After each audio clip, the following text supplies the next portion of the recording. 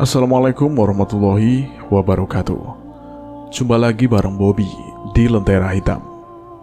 Untuk episode kali ini, saya akan membawakan cerita. Cerita ini adalah sebuah kisah kiriman dari Aldo. Di sini dia berbagi pengalamannya ketika mendaki Gunung Lawu bersama 3 temannya. Dan ternyata selama pendakian itu, tanpa disadari mereka ini sudah melintasi jalur gaib dan hampir tidak bisa pulang. Cerita ini berjudul Hampir Tinggal di Alam Gaib. Cerita ini ditulis oleh Vidi Muhammad. Oke, tidak usah lama-lama, kita langsung saja simak ceritanya.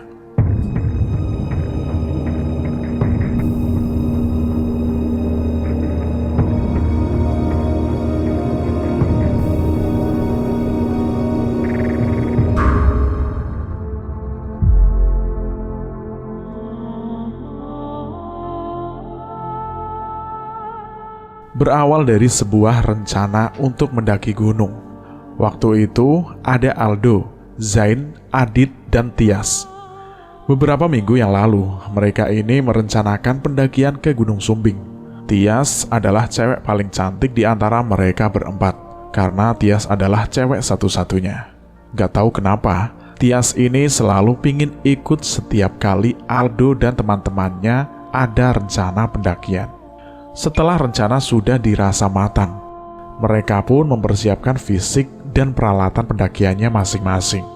Hari Kamis pukul 9 pagi, mereka berkumpul di rumahnya Aldo di Ngawi, Jawa Timur. Setelah semuanya sudah berkumpul, mereka berbagi peralatan biar sama-sama rata, kecuali Tias. Mereka tidak memberi Tias beban yang terlalu berat, karena kasihan mengingat dia ini adalah cewek. Setelah semuanya sudah terbagi, mereka berpamitan dengan orang tuanya Aldo yang kebetulan waktu itu belum berangkat ke pasar untuk berjualan.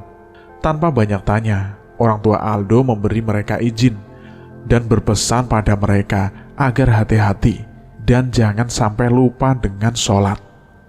Setelah mencium tangan orang tua Aldo, mereka lekas berangkat siang itu juga, karena kalau kesorean nanti keburu hujan. Mereka berangkat sekitar pukul 11 siang dengan mengendarai sepeda motor. Aldo membonceng Tias dan Zain membonceng Adit. Di perjalanan, kekhawatiran mereka yang tadi benar-benar terjadi. Sesampainya mereka di daerah Sragen, Jawa Tengah, mereka berteduh di emperan toko orang karena diguyur hujan yang sangat lebat. Sambil menunggu hujan reda, mereka membuka logistik yang ada di dalam tas untuk dimakan. Tapi sampai kurang lebih 2 jam, hujan tidak juga reda. Kalau dilihat dari langitnya, kayaknya ini bakal lama hujannya. Kita terjang aja yuk, pakai jas hujan gimana? Usul Zain. Boleh, daripada kesorean ntar, Aldo menjawabnya. Mereka semua setuju, tapi tidak dengan Tias, karena waktu itu dia tidak membawa jas hujan. Akhirnya, mau tidak mau, mereka harus menunggu hingga hujan reda. Hampir 1 jam menunggu hujan tidak juga reda, hingga akhirnya mereka berunding tentang kelanjutan perjalanan ini. Gimana nih? Udah hampir 3 jam loh, hujan masih belum juga reda. Kalau lanjut jalan, ntar sampai sana jam berapa? Ucap Zain membuka obrolan. Iya nih, bisa-bisa malam kita nyampe sana, jawab Adit. Masa iya nggak jadi? Ucap Aldo. Sayang banget dok, udah terlanjur sampai sini, peralatan juga udah terlanjur sewa 3 hari. Masa iya nggak jadi sih? Zain menambahkan. Ada sedikit rasa kesal Aldo kepada Tias karena dia tidak membawa jas hujan, sehingga perjalanan jadi tertunda. Tapi melihat Tias yang waktu itu hanya diam, Aldo merasa kasihan. Bagaimanapun juga dia cewek, gak mungkin Aldo marah kepada Tias. Akhirnya Aldo memaklumi keadaan ini, mengingat kalau harus lanjut ke Gunung Sumbing, ini tidak memungkinkan. Dia memberi usul. Gini aja, kalau sampai jam 3 hujannya gak reda, kita cancel aja ke Sumbingnya, dan kita belok ke Lawu. Daripada gak jadi nanjak, urusan ke Sumbing bisa lain waktu. Zain dan Adit sepemikiran dengan Aldo. Di sisi lain, kondisi mereka waktu itu juga sudah cukup payah. Lalu Aldo tanya ke Tias, "Tias, gimana kalau kita belok ke Lawu aja?" "Aku sih terserah, tapi apa nggak bosan ke Lawu? Kan bulan kemarin sudah ke sana." Tias menjawabnya. Memang sih, bulan kemarin mereka berempat habis dari Gunung Lawu via Cemoro Kandang. Nah, berhubung mereka ini sudah cukup sering ke sana, Aldo memberi usul lagi. Kalau jadi ke Gunung Lawu, mendakinya via Candi Ceto aja. Karena kalau via Ceto, mereka belum pernah. Akhirnya mereka semua setuju. Kalau memang sampai jam 3 hujan tidak juga reda, mereka akan belok ke Gunung Lawu via Candi Ceto. Waktu menunjukkan pukul 3:30 sore, dan hujan baru reda. Mereka pun segera berkendara untuk melaksanakan niatnya ke Gunung Lawu via Candi Ceto. Setelah menempuh perjalanan sekitar 1 jam, sampailah mereka di tempat tujuan. Terlihat di sini hujannya tidak selebat tadi, karena terlihat dari jalannya yang tidak banyak genangan air. Sesampainya di sana, mereka langsung meminta izin pendakian dan petugas memberi izin untuk mendaki hari ini juga. Mereka sempat melihat peta pendakian yang ada di pos dan memfotonya untuk digunakan sebagai petunjuk jalan. Sebelum memulai perjalanan, Aldo menyempatkan diri untuk sholat asar dulu. Baru setelah itu perjalanan dimulai sekitar pukul 5 sore. Di awal perjalanan masih belum ada yang aneh hingga sampai di pos 1 sekitar pukul 6 sore. Di pos 1, Aldo mengajak yang lain untuk berhenti dulu karena dia akan melaksanakan sholat maghrib. Aldo sedikit melipir di dekat pohon untuk sholat. Sementara Aldo sholat, yang lain istirahat di bangunan pos. Setelah selesai sholat, Aldo kembali ke teman-temannya dan di situ mereka berunding akan bermalam di mana. Mengingat hari juga sudah petang, Aldo menyarankan untuk ngecamp di pos 3 saja dan lanjut jalan pagi besoknya. Setelah dirasa cukup istirahatnya, perjalanan kembali dilanjutkan. Aldo yang tadinya berjalan di paling depan, sekarang pindah ke paling belakang dan meminta Adit untuk berjalan di depan. Di sepanjang perjalanan menuju ke pos 2, mereka tidak menjumpai satu pendaki pun yang naik ataupun yang turun. Jadi kondisi jalurnya itu sepi banget. Sebelum sampai di pos 2, tiba-tiba kabut tipis turun, disusul rintik-rintik hujan. Melihat itu mereka sedikit mempercepat jalannya agar segera sampai di pos 2, dan syukurlah sampai di pos 2 rintik hujan berhenti dan langit terlihat sedikit cerah. Karena takut akan turun hujan lagi, mereka berunding dan sepakat untuk ngecamp di pos 2 saja. 2 tenda berkapasitas 4 orang dan 2 orang mereka didirikan di dekat bangunan pos. Setelah itu mereka membawa peralatan masaknya ke bangunan pos untuk masak makanan. Setelah masakan sudah matang, mereka makan-makan dan lanjut duduk santai sambil ngopi-ngopi.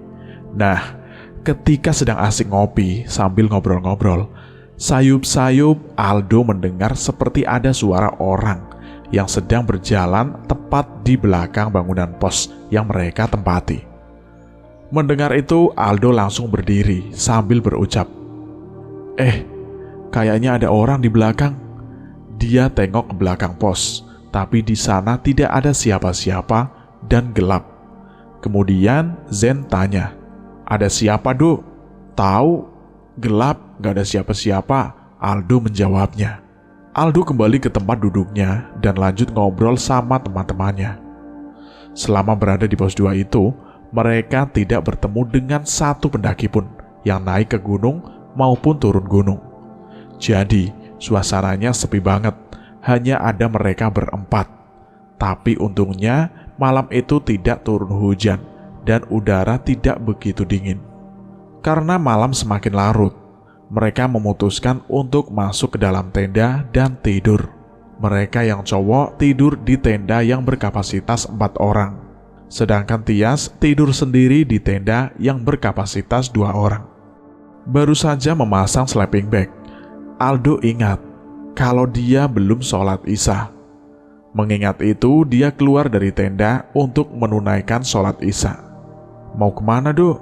tanya Zen. "Lupa aku belum sholat." "Ayo, gak mau ikut sholat kalian?" ajak Aldo kepada teman-temannya. "Gak ah, sudah terlanjur PW nih," Zen menjawabnya. Karena memang tidak mau Aldo menunaikan sholat Isya sendiri, sesampainya di luar tenda, dia mengambil tayamum dan menggelar matras di sebelah kanan tenda untuk sholat. Nah, ketika sedang sholat, dari belakang terdengar srek, srek, srek. Terdengar seperti ada beberapa langkah kaki orang yang sedang berjalan. Mendengar itu, konsentrasi Aldo buyar.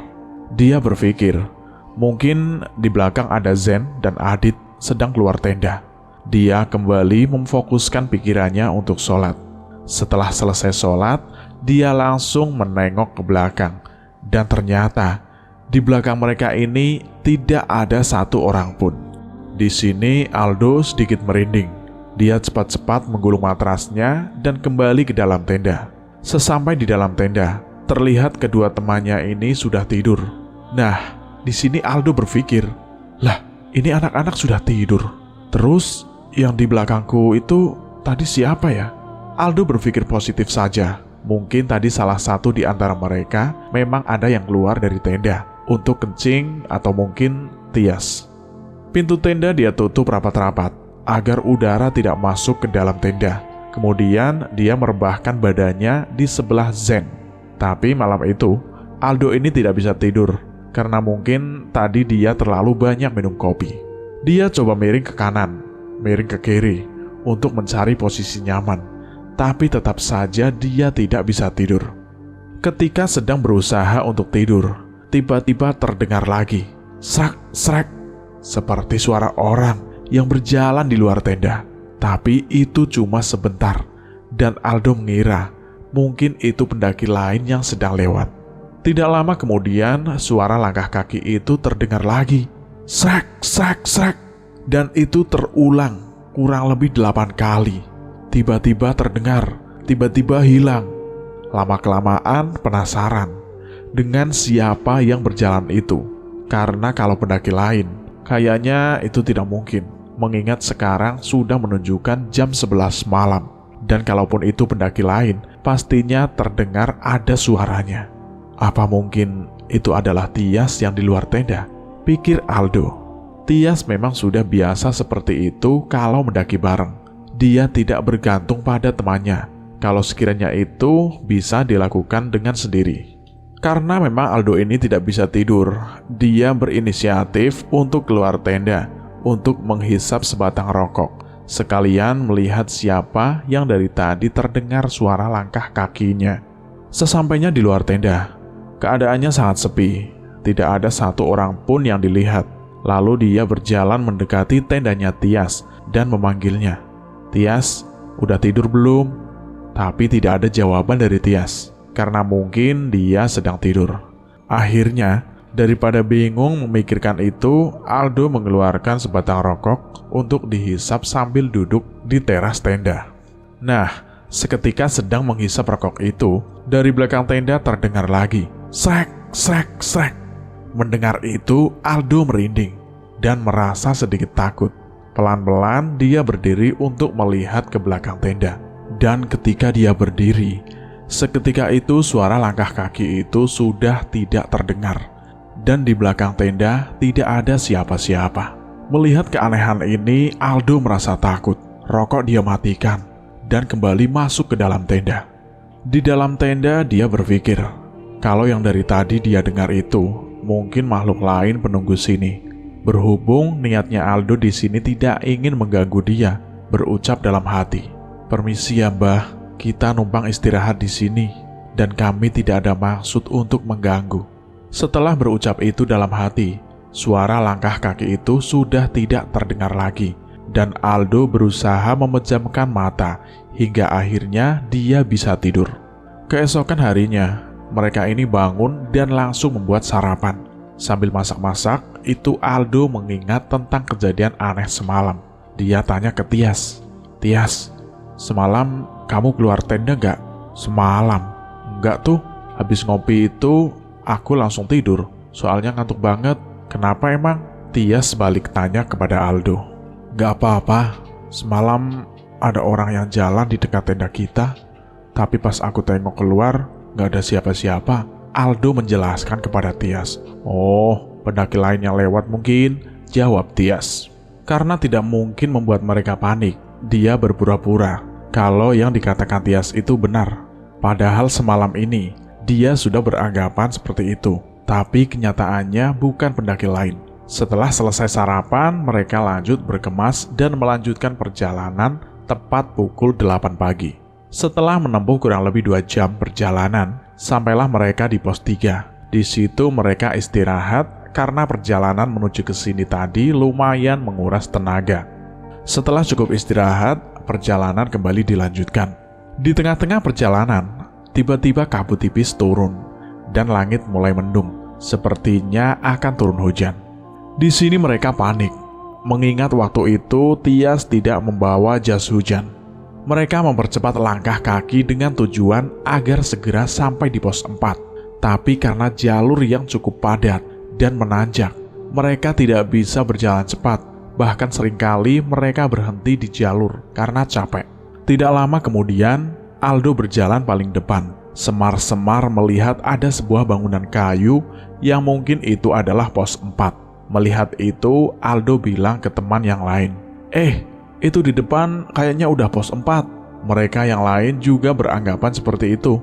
Lalu mereka berjalan menuju ke bangunan kayu tersebut.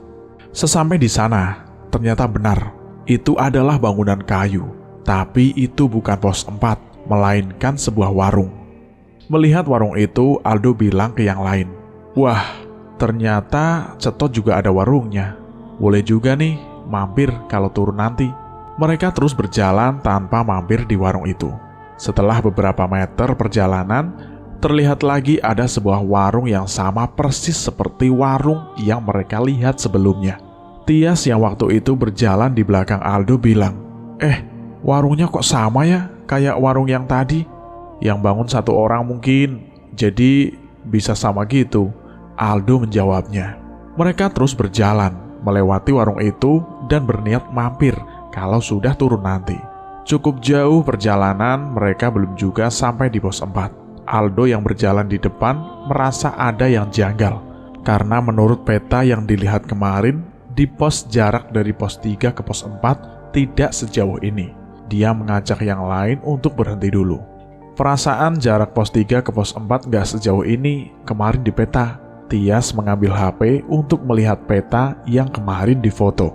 "Iya nih, di sini tertulis sekitar 1,5 jam dari pos 3. Tias menjawabnya. "Lah, emang kita udah berjalan berapa lama sih?" tanya Aldo. "Lama banget, Dok. Ada kali 2 jam lebih," Adit menjawabnya. Ketika sedang membahas soal itu, terlihat dari bawah ada laki-laki parubaya yang sedang berjalan naik. Dia membawa sabit dan membawa sarung yang dilingkarkan di tubuhnya. "Nah, itu ada orang. Coba tanya dulu, Zen," ucap Aldo pada Zen. Setelah dekat, Zen pun bertanya kepada orang itu, "Pak, ini jalurnya nggak salah kan ya?" "Nggak, jalan aja terus, nanti juga sampai," jawab orang itu sambil terus jalan melewati mereka. "Ya udah Pak, terima kasih," Zen melanjutkan. Orang itu tidak menjawab dan berjalan mendahului mereka. Zen terlihat sedikit kesal karena tanggapan orang itu kurang enak didengar. "Itu orang gitu amat kalau ditanya," ucapnya dengan pelan. "Dia lagi buru-buru mungkin, Zen.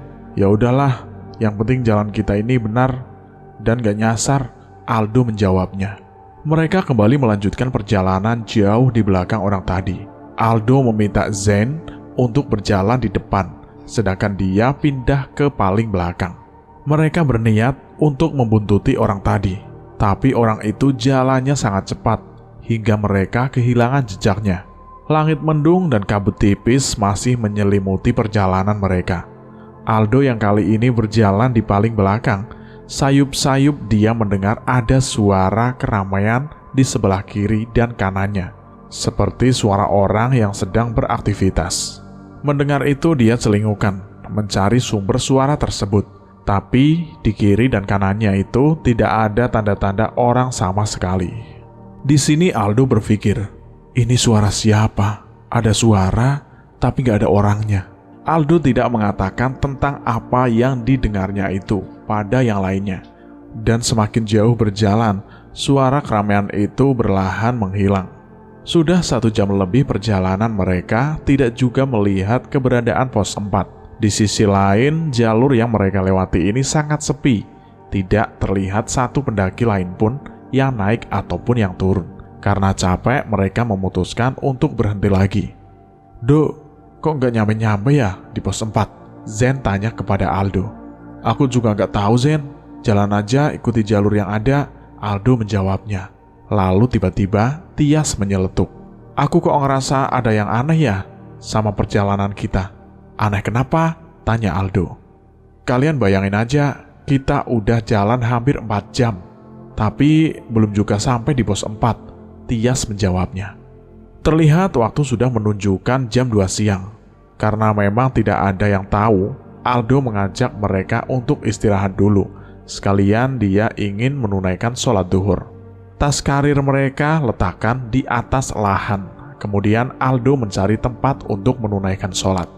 Ketika sedang sholat, tepatnya rakaat ketiga, fokusnya Aldo ini buyar. Karena tiba-tiba ada yang menepuk pundaknya dari belakang. Aldo beranggapan, mungkin yang menempuk itu adalah teman-temannya yang ingin ikut sholat menjadi makmum. Karena setahu Aldo, kalau kita sedang sholat, terus ada yang menepuk pundak, itu tandanya ada seorang yang ikut sholat. Dan kita sebagai imam wajib membesarkan suaranya. Setelah selesai sholat, dia berdoa, semoga diberi kelancaran dalam melakukan pendakian ini. Setelah selesai berdoa, dia melihat belakang dengan niat untuk bersalaman dengan orang yang ikut sholat tadi. Tapi di belakangnya Aldo itu tidak ada siapapun. Melihat itu Aldo kaget. Dia berpikir, "Loh, yang tadi sholat itu siapa?" Dia cepat-cepat membereskan matrasnya dan kembali ke teman-temannya. Sesampai di tempat teman-temannya, dia bertanya, "Kalian tadi ikut sholat?" "Enggak, capek aku, Dok. Udah terlanjur PW juga," jawab Zen sambil nyengir. Aldo merasa ada yang janggal. Dia mengajak yang lain untuk segera melanjutkan perjalanan. Di perjalanan, Tias yang waktu itu berjalan di depannya Aldo tiba-tiba berbisik, "Do, aku tadi lihat ada yang ikut kamu sholat." "Serius lo? Siapa?" tanya Aldo. "Gak tahu, dia berpakaian serba putih," jawab Tias. "Ya udah, simpen aja, jangan bilang ke yang lainnya," pinta Aldo kepada Tias.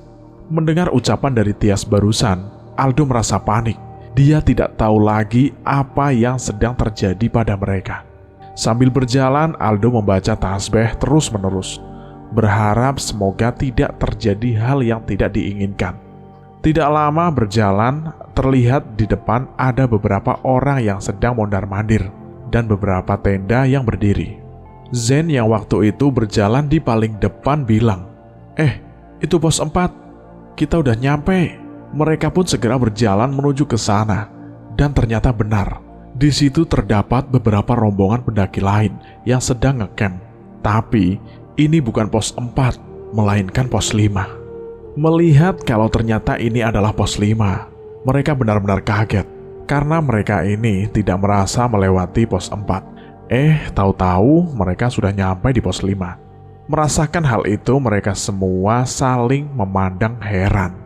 Sambil memasak itu, Aldo bertanya pada rombongan yang ada di sebelah tenda mereka, "Udah lama nyampe di sini, Mas?" Mereka jawab, "Baru, ya sekitar setengah jam yang lalu." Mendengar itu, Aldo dan yang lain semakin heran. Kalau memang mereka baru datang setengah jam yang lalu, harusnya mereka bertemu dengan Aldo di perjalanan. Sedangkan selama perjalanan itu, Aldo tidak merasa bertemu dengan satu pendaki pun. Tapi ya sudahlah. Yang penting sekarang tidak terjadi apa-apa terhadap mereka, dan di sini mereka beranggapan kalau jalur yang mereka lewati tadi mungkin bukan jalur pendakian, melainkan jalur gaib. Sore itu mereka makan dengan lahap, karena jujur saja mereka ini sudah sangat kelaparan. setelah menempuh perjalanan yang tidak masuk akal tadi. Setelah selesai makan, tidak lupa Aldo melaksanakan kewajibannya untuk sholat asar. Setelah itu mereka lanjut ngobrol-ngobrol sambil sedikit membahas tentang kejanggalan selama perjalanan tadi. Singkat cerita, waktu sudah menunjukkan pukul 9 malam, mengingat besok mereka masih ada perjalanan summit ke puncak malam itu. Mereka memutuskan untuk segera tidur. Sebelum tidur, Aldo sempat mengajak teman-temannya untuk menunaikan sholat isya. Tapi ya gitu, jawaban mereka sama, yaitu PW, posisi wena. Karena memang tidak mau, Aldo pun tidak memaksa. Dia menggelar matrasnya di samping tenda dan menunaikan sholat. Ketika sedang sholat, kejadian yang sama terulang lagi. Tiba-tiba ada yang menepuk pundaknya Aldo dari belakang. Merasakan itu, Aldo teringat dengan perkataan Tias tadi, kalau mungkin yang menepuk pundaknya itu adalah orang berjubah putih. Dia membesarkan bacaan doa, dan setelah selesai sholat, ternyata benar. Di belakangnya ini tidak ada siapapun yang ikut sholat. Karena takut, Aldo segera masuk ke dalam tenda, dan terlihat teman-temannya ini belum tidur. Mereka masih asik main HP. Singkat cerita, sekitar pukul 4 pagi, mereka semua bangun dan bersiap-siap melakukan perjalanan summit ke puncak Gunung Lawu. Sebelum perjalanan summit, tidak lupa Aldo menunaikan sholat subuh. Dan seketika sedang sholat, Aldo ini was-was kalau nanti ada yang menepuk pundaknya lagi. Tapi kali ini tidak. Setelah selesai sholat, perjalanan summit pun dimulai sekitar pukul 5 pagi bersama rombongan yang ngecamp di sebelah tenda mereka. Perjalanan summit berjalan dengan lancar tanpa ada kendala apapun hingga sampai di puncak sekitar pukul 7 pagi. Sesampai di puncak, mereka tidak begitu senang karena ini bukan yang pertama kalinya mereka berdiri di puncak Hargo Dumilah. Di puncak itu, mereka santai-santai sambil menikmati pemandangan yang ada. Dan ketika sedang nyantai, itu Tias yang waktu itu duduk bersebelahan dengan Aldo bilang kalau semalam dia ini sempat keluar tenda untuk kencing. Dan setelah kencing, dia melihat ada banyak orang yang sedang beraktivitas di sekitaran pos 5. Awalnya Tias menganggap mungkin itu pendaki lain. Tapi setelah dilihat lebih jelas lagi, ternyata bukan. Orang-orang itu seperti orang-orang zaman dulu, karena terlihat dari pakaiannya. Tanpa memedulikan itu, Tias segera kembali ke dalam tenda dan melanjutkan tidurnya. Setelah dirasa puas di puncak, mereka pun kembali turun ke tempat camp dan meninggalkan rombongan yang bareng tadi. Sesampainya di camp, lanjut berkemas untuk kembali turun. Mereka sengaja tidak masak makanan, karena berniat makan di warung yang mereka lihat ketika perjalanan naik kemarin. Di perjalanan itu, Aldo mengamati keadaan jalur yang dia lewati. Dan ternyata, jalurnya itu sangat berbeda dengan jalur yang dilewati kemarin. Singkat cerita, sampailah mereka di pos 4, yang baru kali ini mereka lihat. Di pos 4 itu mereka tidak berhenti lama. Hanya sekedar melemaskan otot kaki, setelah itu lanjut berjalan lagi. Di perjalanan menuju pos 3, mereka mencari warung yang kemarin. Tapi sepanjang perjalanan mereka tidak menjumpai warung tersebut. Bahkan sampai di pos 3 pun tidak menjumpai warung itu. Dan dari pos 5 menuju ke pos 3 ini, hanya mereka tempuh kurang lebih 1 jam perjalanan. Lantas, kenapa kemarin perjalanan naik sangat lama? Bahkan sampai berjam-jam. Merasakan keanehan itu, mereka bertanya-tanya. Karena memang tidak menemukan warung itu. Akhirnya ya udahlah. Mereka memutuskan untuk memasak makanan di pos 3 untuk sarapan, dan seringkali mereka membahas kejanggalan ketika naik kemarin. Setelah makan itu, mereka lanjut berjalan turun hingga sampai kembali di pos perizinan sekitar pukul jam 2 siang.